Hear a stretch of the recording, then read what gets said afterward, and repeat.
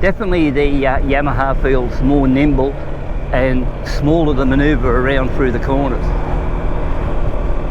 Strange that only 5 kilos separate the bikes, 180 for this, 185 for the Honda, but this one seems a lot smaller. We're going to swing to our right up here. We're going to go out and we're going to run it over some rough sections of road, through a few sweepers, and do a few things like that.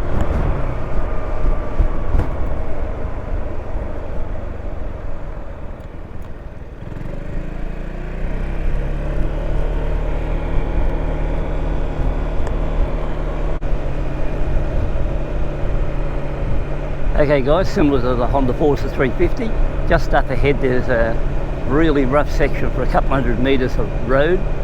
It's an 80 zone up there, but like the Forza, I'll bring myself up to 70 kilometres an hour, run through it at 70, pick a few rough patches and see, and that won't be hard, and I'll pick a rough section there where I can ride it through, see how this tracks at 70 through, and how the suspension's working pretty tough to go through it. So I'll bring her up to 70 now. Okay guys, before we swing to the bikes, this is a rough look at the conditions. What I'm going to run over here, and you'll see it's been heavily repaired over the years. So when you look at it like this, lots of potholes have been filled. So it'll give you an idea when I run over this how the bike's going to perform, or either scooter's going to perform. Look at this for repair work on the road. So this would be the roughest road in this area, so I'll just have a look at a couple of sections here and it'll give you something to look at. We'll run right into the hard stuff. There we are now. Okay, I'm running through the stuff there, like the rough sections of like potholes here, what they've covered up, look, like here. And I'm hitting them, but the bike is just bouncing off them. So I'm not getting, I'm not absorbing the shock like I was, same as here, big run now. I'm just running over them, all good.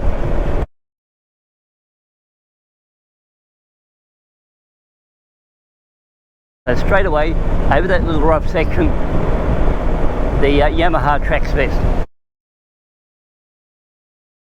Okay guys, when I scoot down along this part of the road, I'll be doing 100 kilometres an hour.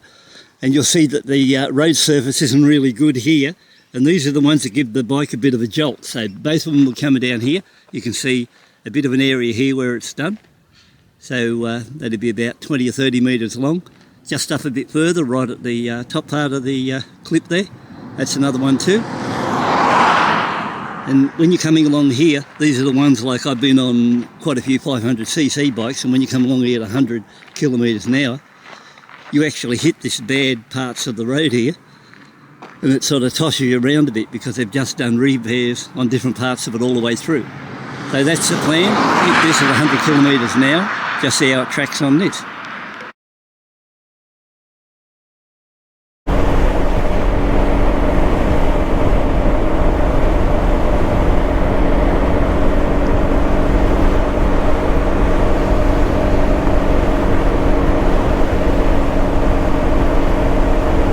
Okay guys, we're coming up a really rough section of road here where they've done repairs on them, filled in potholes, put new slabs in it like so, and this is where it knocked the Forza around. I'm going along here now and I'm hitting them and going over them, but the Xmax just sort of skipping over it, except that one there, but overall average, it appears to be running over these a lot better, because even though you can feel me hit them, I'm not getting the initial shock of riding over and then getting whacked in the spine or something from poor quality shocks or suspension. So apart from that, it's pretty good there. Full lizard, run out of luck. So we're going to come down here, we're going to turn left, we're going to go up that dirt road, just see what it heads up on that one. So I'm just about on the corner there now. Hi guys, pretty hard to tell what this spot's really like, but I'm in a really bad place to park. So it's really rough road coming down here, really bumpy. I'm going to run this on the bike too. I'm going to run this on the scooter too, both runs.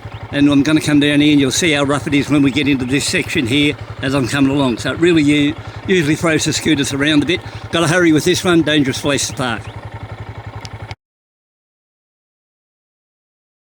Okay guys, I just thought I'd pull over and do a bit of a recap. So on this suspension run on the Xmax 300, we've already went through a 70 zone where I've sort of give it a run along there and give you an idea how it performs on that section there.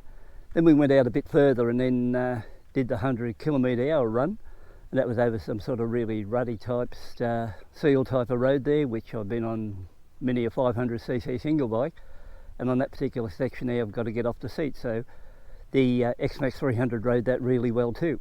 So to top it off, we'll go down the road here about a kilometre and we'll get into another rough section, and I'll start talking when we get to that one and bring it in from there, and we'll try that one there. And then to top it off, which will be the 4 points I'm going to put across on ride this bike on different parts of the road, will be one area where I come along and I'm sitting on 80 km/h. There's a little bit of a channel in the road, and when you hit it speed you usually get knocked around a bit. We'll see how it handles that, and that'll be the lot for this test on the suspension. Okay, we'll kick her over.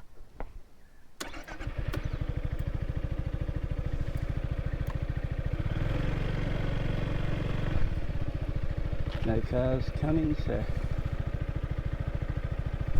all good. So we're going to hit this section down here at 100 km now.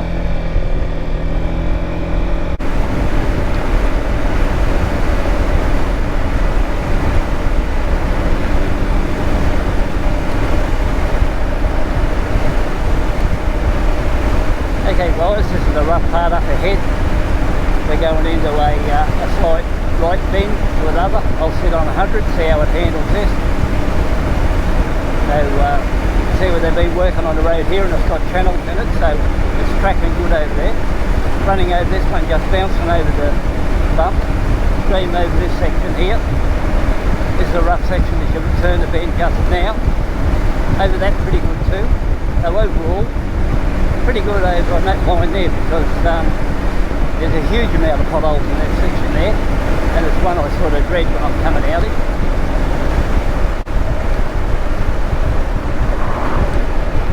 I never had the camera on a while ago, and back up around the road there, come around the bend, there's a big brown snake about 5 foot crossing the road.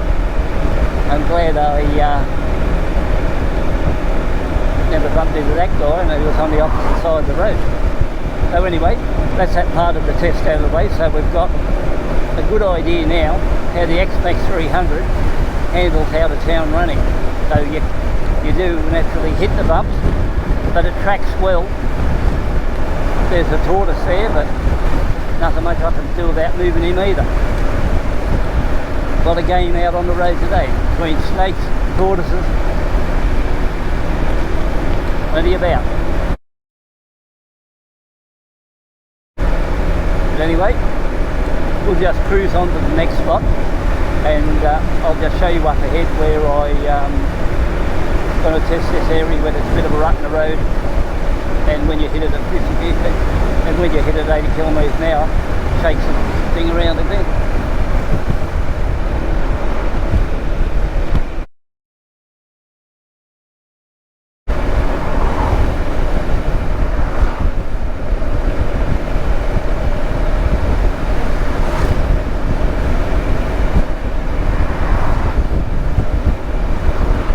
Okay guys, just up around the corner.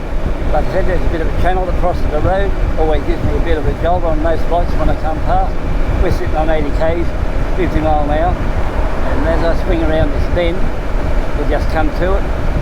In this little section here, you can see the smooth area. Now, they are straight over it, no trouble whatsoever. On other bikes I've been there, I usually get off the seat, so I try to absorb a bit of the impact. So all that says to me that this bike rides pretty good under rough section.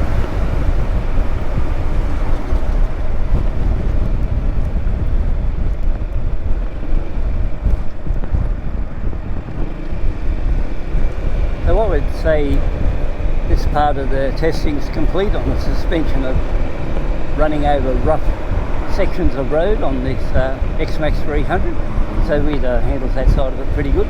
Later on we're going to do a run through different bends and just see how it handles corners, and that'll be the next part. But next clip out, stay tuned and watch how the Honda handles the exact same predicament, and I'll be riding over the exact same roads.